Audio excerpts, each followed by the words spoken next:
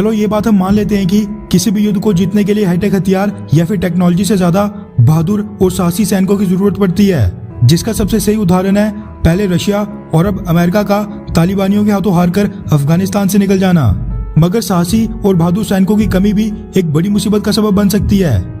ये चीज तो हमें पता है कि आज की डेट में हमारे पास चाइना और पाकिस्तान के साथ टू फ्रंट वॉर के लिए पर्याप्त संख्या में फाइटर जेट्स नहीं है। हम जितने मर्जी देशभक्त हों, लेकिन इस चीज का एहसास हमें होना चाहिए कि किसी भी युद्ध में नंबर्स वाकई में मैटर करते हैं। संख्या से भी फर्क पड़ता है और यही संख्या अब भारतीय सेना और सरकार दोनों के लिए नई चिंता का विषय बन गई है, जिसका आप में से शायद कई लोगों को एहसास भी नहीं था। मेन खबर पर आने से पहले मैं आपको ये आंकड़े दिखाना चाहता हूँ। एक्टिव मिलिट्री मैन पावर यानी जो सेना की टोटल एक्टिव स्ट्रेंथ है, उसके आधार पर हम दुनिया में दूसरे नंबर पर आते हैं। करीब 21,85,000 के साथ नंबर 1 पर चाइना है। नंबर 2 पर 14,45,000 के साथ भारत है, जबकि 14 लाख के साथ अमेरिका तीसरे नंबर पर है। पाकिस्तान की बात करें तो पाकिस्तान की सेना में आज की डेट में 6,50,000 एक्टिव सैनिक हैं, जबकि चाइना प्लस पाकिस्तान के टोटल बनते हैं 28 लाख के करीब।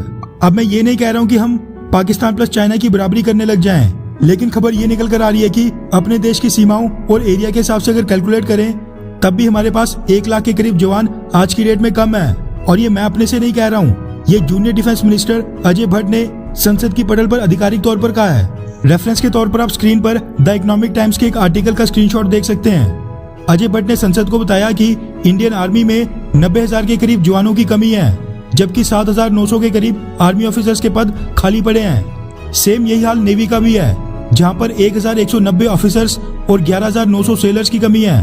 वहीं इंडियन एयरफोर्स की बात करें तो वहां भी करीब 600 ऑफिसर्स और 7,100 एयरमैन कम है। ये जानकारी अजय भट्ट ने खुद ही राज्यसभा को दी है, जिसके बाद ये खुलासे हुए हैं। सरकार ने राज्यसभा को इन्फॉर्म किया है कि वो सारे प्रमोशनल प्रोग्राम्स चला रही है ताकि आर्म्ड फोर्सेस में ज्यादा से ज्यादा लोग आएं और इस चैलेंजिंग करियर ऑप्शन को चुने।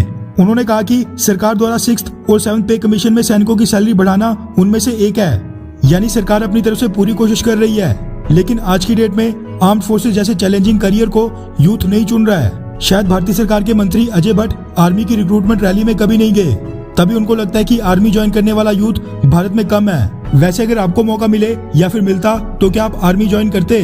हाँ या फिर नहीं? नीचे कमेंट करके अपनी राय जरूर बताएं। अच्छा सुनो, चैनल को सब्सक्राइब करो, उसके बाद घंटी बजा देना ताकि अगली वीडियो आपसे मिस ना हो पाए। Thank you.